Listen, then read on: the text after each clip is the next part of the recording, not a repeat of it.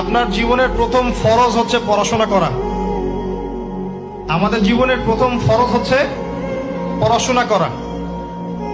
যে যত বেশি কনস্ট্রাকটিভ সিলেবাসে পড়াশোনা করবে তার অন্তর্দৃষ্টি তত বেশি সুদূর প্রসারী হবে ইনশাআল্লাহ তাআলা, এবং তার আমল আরো সুন্দর হবে, তার ব্যবহার সুন্দর হবে, চরিত্র সুন্দর হবে, তার মনুষ্যত্ব ভালো হবে। তার দ্বারা সমাজ, দেশ, রাষ্ট্র, উম্মাহ ভালো কিছু পাবে ইনশাআল্লাহ।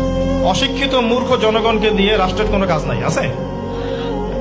তবে শিক্ষাটা হতে হবে এমন জ্ঞান, ইকরা বিসমি রাব্বিকাল্লাযী খালাক, পড়ুন আপনার সেই রবের নামে যিনি আপনাকে সৃষ্টি করেছেন।